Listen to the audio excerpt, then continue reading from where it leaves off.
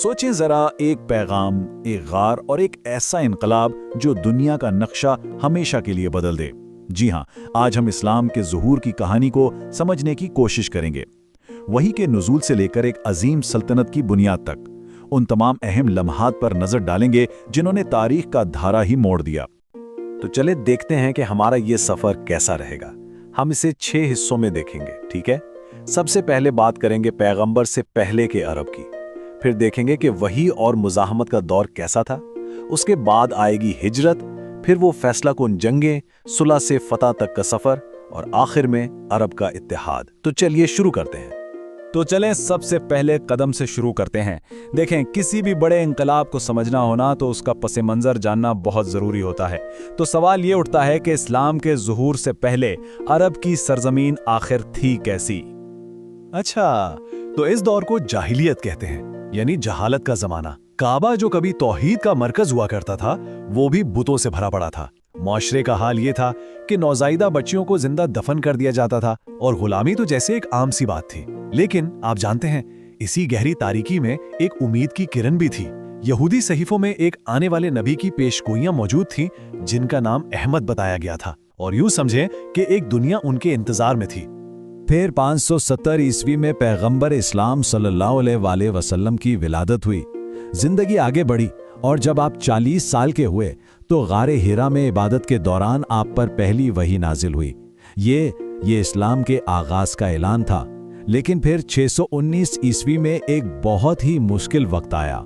उसे आमुल हुज़्न यानी गम का साल कहा जाता है। क्यों? क्योंकि इसी साल आपने अपनी सबसे बड़ी हिमायती अपनी अहलिया हजरत खदीजा और अपने सबसे बड़े मुहाफिज अपने चचा अबू तालिब दोनों को खो दिया।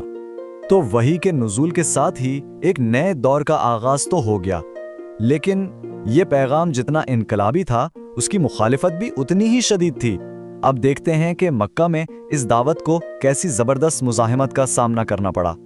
देखें, अपनी अहलिया और चचा की वफात के बाद नबी अकरम सल्लल्लाहु अलैहि वसल्लम और उनके साथ जो मुट्ठी भर मुसलमान थे, वो बिल्कुल गैर महफूज हो गए।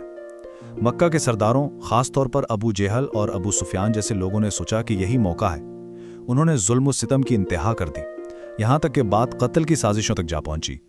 तो एक तरफ मक्का दुश्मनी का गढ़ बन चुका था, लेकिन दूसरी तरफ शुमाल में एक शहर था जहां उम्मीद की एक किरण रोशन हो रही थी, मदीना। वहां के औस और खजरज कबाइल जो पहले से ही एक नबी की आमद की पेशगोइयों से वाकिफ थे, उन्होंने आगे बढ़कर आप सल्लल्लाहु अलैहि वसल्लम को अपने शहर आने की दावत दे दी। और ये वो फैसला था जिसने तारीख का रुख बदलना था। और यहाँ आता है वो अहम मोड़ जिसने सब कुछ बदल दिया। मक्का से मदीने की तरफ हिजरत, जिसे हिजरत कहा जाता है। यह सिर्फ एक शहर से दूसरे शहर का सफर नहीं था, नहीं, ये इस्लामिक कैलेंडर का आगाज था और एक नई मुस्लिम रियासत की बुनियाद थी। मदीना पहुंचते ही नबी अकरम सल्लल्लाहु अलैहि वसल्लम ने एक बिखरे हुए शहर को एक मजबूत रियासत में बदलने का काम शुरू कर दिया। सबसे पहला कदम क्या था? शहर का दिफा नाकाबिले तस्खीर बनाना। और इसके लिए आपने मदीने के यहूदी कबाइल के साथ एक तारीखी मुआहदा किया, जिसकी बुनियाद थी मुश्तरका दिफा, यानी अब हम सब मिलकर इस शहर की हिफाजत करेंगे। और यही एक नई कौम की बुनियाद थी। और अब इस दास्तान का वो हिस्सा शुरू होता है जो सबसे अहम है। वो 3 फैसला कुन जंगें जिन्होंने सिर्फ मुसलमानों की बका का फैसला नहीं किया, बल्कि उनकी तकदीर ही बदल कर रख दी। तो पहला बड़ा मार्का हुआ बदर के मैदान में। एक तरफ थे सिर्फ 313 मुसलमान, जिनके पास वसाइल ना होने के बराबर थे, और उनके मुकाबले में कौन था? मक्का का 1000 का लश्कर, जो सर से पांव तक हर तरह के हथियारों से लैस था। जरा इस फर्क का तसव्वुर करें।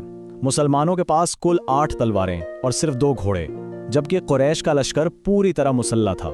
मतलब आदाद व शुमार के हिसाब से तो ये जंग जीतना नामुमकिन था, लेकिन नतीजा सबके लिए हैरान कुन था।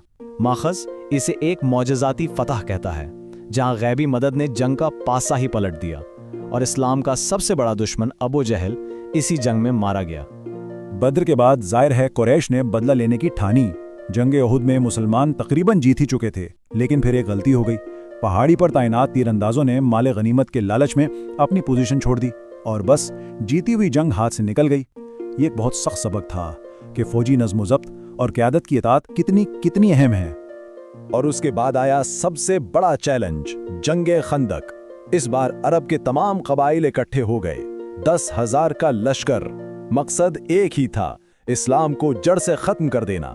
ऐसे नाजुक मौके पर एक फारसी सहाबी सलमान फारसी आगे आए और एक ऐसी तजरीज दी जो अरबों ने पहले कभी सुनी ही नहीं थी। शहर के चारों तरफ एक खंदक खोदना, ये एक शानदार हिकमत अमली थी जिसने दुश्मन की सबसे बड़ी ताकत यानी उनकी घुड़सवार फौज को बिल्कुल बेकार कर दिया। मुहासरा चल रहा था कि एक लम्हा ऐसा आया जब सबकी सांसें जैसे रुक गईं। अरब का सबसे खतरनाक जंगजू अम्र बिन अब्द वुद, वो किसी तरह खंदक पार करके मुसलमानों के सामने आ खड़ा हुआ और मुकाबले के लिए ललकारा। हजारों के लश्कर पर एकदम सन्नाटा छा गया। इस सन्नाटे में एक नौजवान आगे बढ़ा, अली इब्ने अबी तालिब। अम्र ने उसका मजाक उड़ाया, लेकिन अली का जवाब तारीख में अमर हो गया। मेरी माँ ने मेरा नाम हैदर शेर रखा है और मैं शेर की तरह हमला करता हूं। और फिर एक ही वार में अरब का सबसे बड़ा सूरमा जमीन पर था। ये वो लम्हा था जिसने दुश्मन के हौसले पस्त कर दिए और जंग का रुख हमेशा के लिए बदल दिया। जंगे खंदक के बाद अब तवाज़ुन बदल रहा था। अब मुसलमान सिर्फ दिफा ही नहीं कर रहे थे, नहीं, अब वो स्ट्रेटेजिक पहल अपनी हाथ में ले रहे थे। इसकी सबसे बड़ी मिसाल है सुलह हुदैबिया। अब बज़ाहिर तो इस मुआहिदे की सारी शर्तें मुसलमानों के खिलाफ थीं। यहां तक कि सहाबा भी परेशान हो गए कि ये कैसा एकतरफा मुआहिदा है। लेकिन यहीं पर नबी अकरम सल्लल्लाहु अलैहि वसल्लम की दूरअंदेशी काम आई।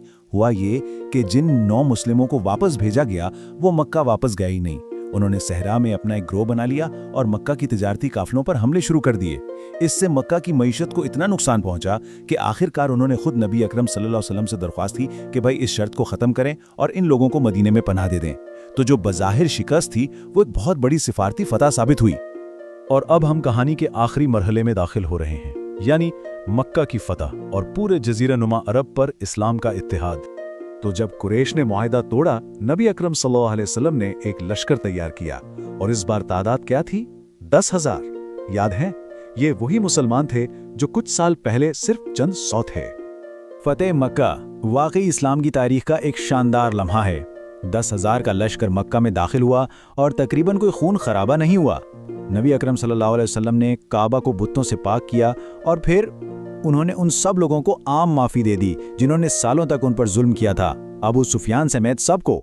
ये इंतकाम पर माफ़ी की एक अजीम फतह थी। तो अपनी वफात तक नबी अकरम सल्लल्लाहु अलैहि वसल्लम अरब के बिखरे हुए कबाइल को एक उम्मत बना चुके थे। एक बात तो यहाँ खत्म हुआ, लेकिन जैसा कि माखूज कहता है, ये तो सिर्फ एक आगाज था। एक नई आलमी ताकत का सबसे अहम दौर तो अब शुरू होना था। तो सवाल यह है कि आगे क्या हुआ? ये वो कहानी है जिसकी गूंज आज भी पूरी दुनिया में सुनाई देती है।